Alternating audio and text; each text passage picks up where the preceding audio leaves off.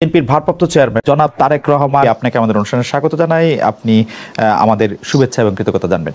আর আমাদের সঙ্গে আরো আছেন জাতীয় নাগরিক পার্টির মুখ্য সমন্বয়ক জনাব নাসিরউদ্দিন পাটোয়ারী। জনাব নাসিরউদ্দিন পাটোয়ারী, আপনাকে আমাদের অনুষ্ঠানে স্বাগত জানাই। আপনি আমাদের সময় দিয়েছেন, সেই জন্য আপনাদেরকে শুভেচ্ছা।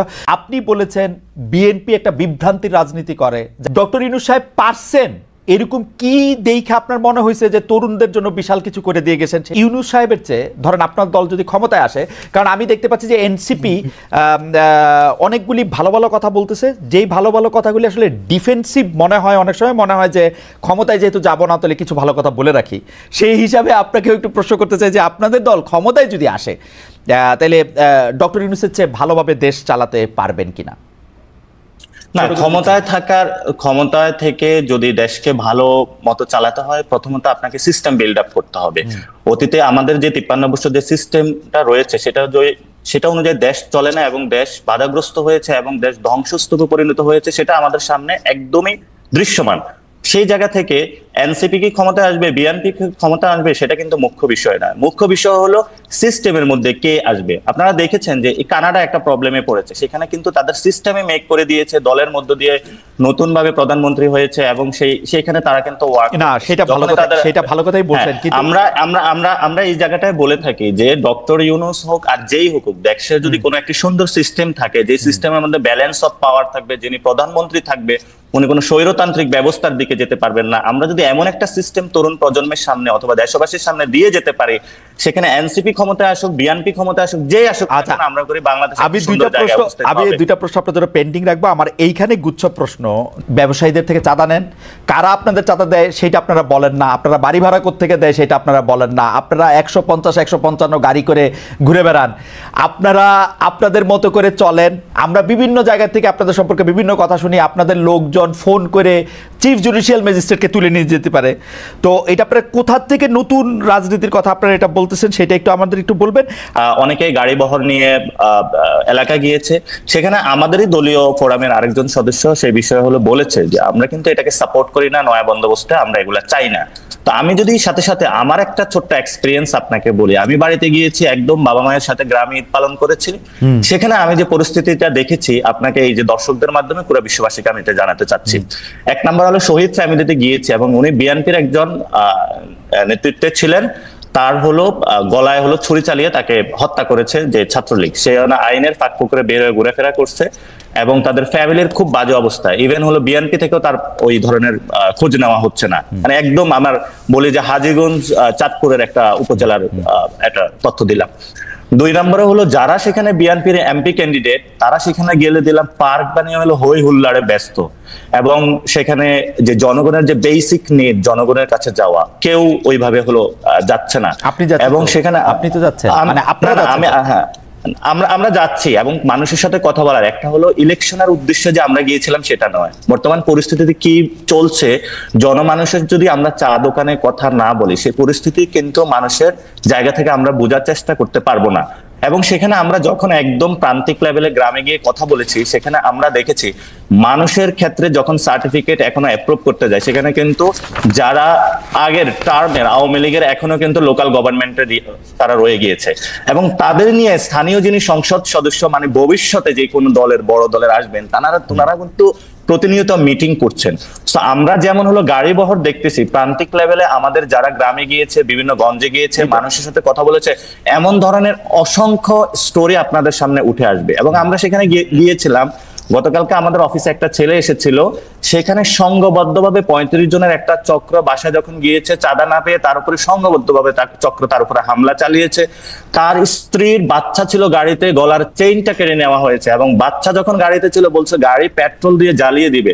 সে গতকালকে অফিসে এসে এগুলো তো আপনাদের জন্য সুখবর, আপনারা তো এর সুফল পাবেন, মানে এটাতে আপনারা না, আমরা একটা যে সুফল পাবো, কিন্তু স্টেট লেভেলে যখন একটি দল কেন্দ্রিক এইসব ব্যবস্থা থাকে, তখন গিয়ে আপনি যখন আইন শৃঙ্খলার কথা বলবেন, তখন এটা একটু টাফ সিচুয়েশনের মধ্যে পড়তে হয়। অথচ যখন আপনি ফিউচার দল হিসাবে আপনি জনগণের সেবা দেওয়ার জন্য চিন্তা করছেন ভোটারের কাছে যাবেন, তখন যখন আমরা এই পরিস্থিতিগুলো দেখি তখন আপনি কতটুকু সংস্কার প্রক্রিয়ার মধ্য দিয়ে যাবেন সেটার সম্পর্কে আমরা দ্বিধান্বিত, 1 নাম্বার। 2 নাম্বার জিনিস হলো আপনি সারফেস লেভেলে বললেন সংস্কার এত পার্সেন্ট, আপনি সংবিধান সংস্কার প্রশ্ন হলো আপনি নিশ্চুপ থাকলেন। সেখানে আপনি দেখালেন যে দলীয় প্রধান যিনি উনি কিন্তু হলো প্রেসিডেন্টের সাথে পরামর্শ করে, প্রেসিডেন্ট তার সাথে পরামর্শ করে আবার বিচার বিভাগে দিচ্ছে, নির্বাহী বিভাগ দিচ্ছে, লেজিসলেটিভ আইনসভার মধ্যে দিচ্ছে, এবং এটা তো ঈশ্বরের চেয়ে বড় শক্তিশালী সে হয়ে উঠতেছে।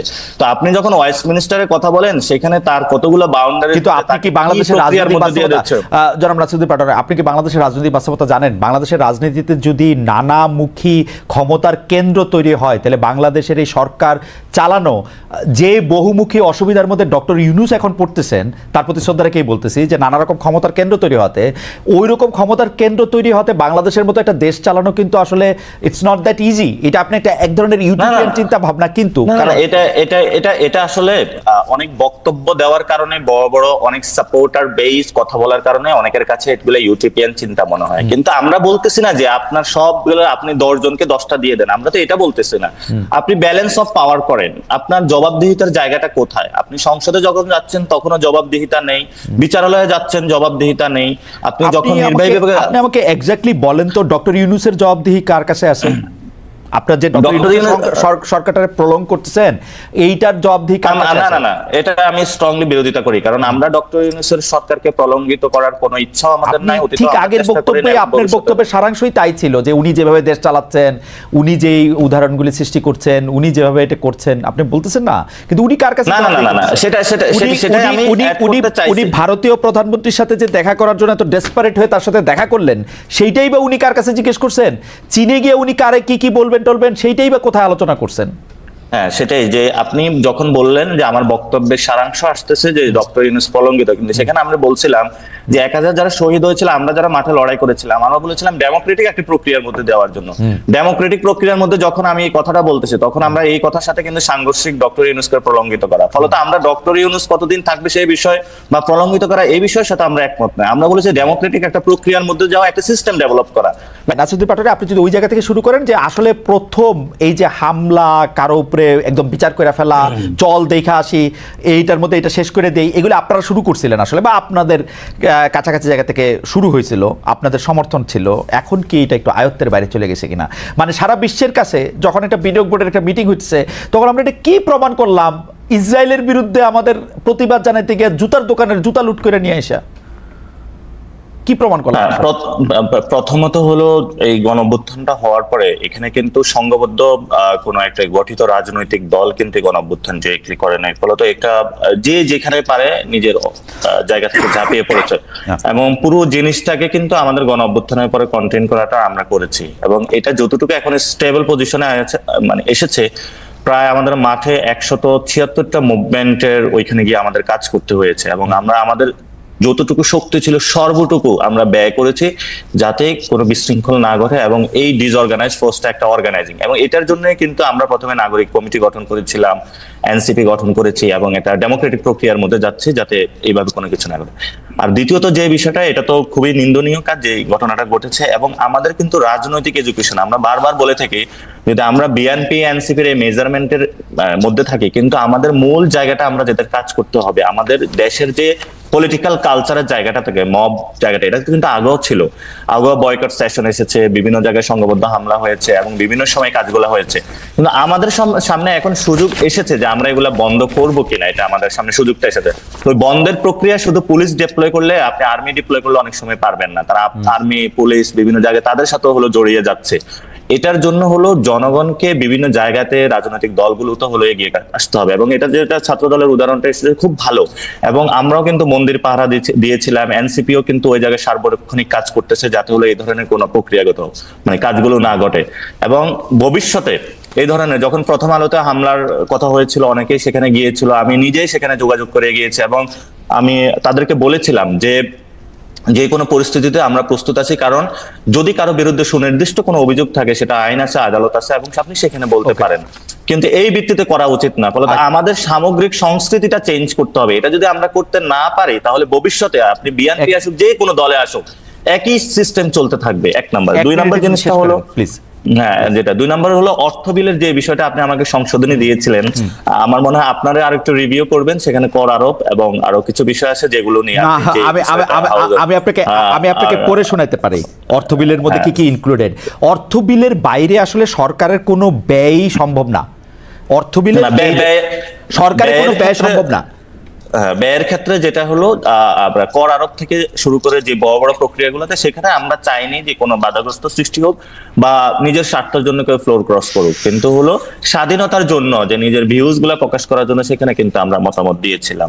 মানে আপনারা অর্থ বিলের ব্যাপার তো আমি আবার বলি, সরকারি দলের সংসদ সদস্য বা সরকারি দলের মন্ত্রীরা যে বিল উত্থাপন করবেন সবগুলো অর্থ বিল হইতে বাধ্য, কারণ সেটার সাথে টাকা পয়সা সব, মানে আপনি টেকনিক্যালি আমি বলি, আপনি এটা ছাপায় আনবেন তো তখনই এটার সাথে টাকা পয়সা ইনভলভ হয়ে যাবে। আপনি অর্থ বিল ছাড়া সরকার কোনো বিল করতে পারবে না, সবই অর্থ বিল করতে পারবে না, সবই অর্থ বিল, একটা হাউস অ্যালাউন্স থেকে সবকিছু। যখন আপনি বলেন অর্থ বিল করতে পারবে না, তখন হচ্ছে আসলে প্র্যাকটিক্যালি কিছু করতে পারবে না আর কি, মানে প্র্যাকটিক্যালি কিন্তু হলো তার ভিউজ গুলা এখন যেটা হয় আমাদের মানে দাঁড়ায় থেকে আপনাকে একটু নিন্দামন্দ করতে পারবে যে আমাদের মন্ত্রী নাসিরউদ্দিন পাটোয়ারি এটা ভালো কাজ করে না, এগুলি বলতে পারবে, তাই তো?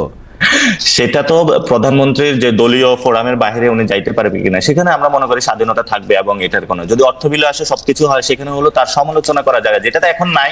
আমরা সেই মনে করি সেই সুযোগটা হলো ভবিষ্যতে থাকা উচিত। আর ভবিষ্যৎ বাংলাদেশের রূপরেখাতে আপনারা যেই কথাটা বলেছিলেন যে এটা বিএনপি হোক, আওয়ামী লীগ হোক, যে কেউ হোক না কেন, ডক্টর ইউনূস সাহেব এখনো আছেন, ভবিষ্যতে যদি আমরা সংস্কৃতির ক্ষেত্রে চেঞ্জ না করতে পারি, আমরা কোন দল যে দলই বাংলাদেশে যত সুন্দর দল নিয়ে আসুক, জনগণের সামগ্রিক জায়গা থেকে পরিবর্তন করতে হবে। আর আপনি যে নিউজগুলোর কথা বলেছেন, আমিও প্র্যাকটিক্যালি গ্রামে দিয়ে গিয়ে দেখেছি সামাজিক ভাবে আমাদের অনেক পরিবর্তন। আপনাদের নিউজগুলি তো বলি নাই, আপনাদের নিউজগুলি কি একটু বলবো? আপনাদের নিউজগুলি কিন্তু হচ্ছে যে আরো মারাত্মক। আপনারা টেলিফোন করে চিফ জুডিশিয়াল ম্যাজিস্ট্রেটকে সরায় দেন যে এখানে নিয়োগের জায়গা থেকে এটা করতে হবে। আপনারা প্রায় প্রতিটা উপজেলা এবং জেলা সরকারি কর্মকর্তাদের অফিসে এই যে ধরেন ছোটখাটো যে কোনো নিয়োগ এগুলির পাইলেই আপনারা ঝাঁপায় পড়েন। আপনারা প্রতিটা থানায় ফোন করেন, ফোন করে করে বলেন আমি সমন্বয় কুমুক। হয়তো নাসিরউদ্দিন পাটোয়ারির মতো অত বড় সমন্বয় ফোন করে না, কিন্তু এগুলি করে, কিন্তু এগুলিও কিন্তু আমরা পড়ি। নাসিরউদ্দিন পাটোয়ারি 1 মিনিট, আমরা ঈদের সময় এনসিপি লোকদেরকে না, আপনি শুধু আমার স্পেসিফিক প্রশ্নের জবাব দেন, কারণ এটা আমার একটা মানে আমার টাইম ম্যানেজমেন্ট খারাপ, সেজন্য আমি একদম লেট করে ফেলছি। যে এনসিপির সদস্যরা বিভিন্ন সময় লোকজনের কাছে গেছেন, আপনারা কি নির্বাচন করার ক্ষেত্রে বিএনপিরে একটু নক করতেছেন, জামাত একটু নক করতেছেন, কার সাথে জোট ভাববেন সেরকম ভাবতেছেন, নাকি আলাদা আলাদা নির্বাচন করবেন? এই ব্যাপারে তো আপনাদের কোনো ভাবনা হয়েছে কিনা? না, এটা একদমই আমরা আমাদের জায়গা থেকে একটু সাংগঠনিক শক্তি বৃদ্ধি করি, তারপরে পরিস্থিতি অনুযায়ী বিবেচনা করবে যে কোন দিকে যাবে। তো এটাতে আমি কোনো একদম ওপেন উত্তর দিতে চাই, আমরা কোনো স্ট্র্যাটেজিক উত্তর দিতে চাই না, 1 নাম্বার। 2 নাম্বার জিনিস হলো কিছু পূর্বে কোশ্চেন করেছিলেন যে যেটা মাহাদি ভাই বললো, গত 15 বছরে বিএনপি একমাত্র যদি বলে আন্দোলন করে, তাহলে অধিকাংশ জনগণকে কিন্তু তুচ্ছ তাচ্ছিল্য করা হচ্ছে এটাতে।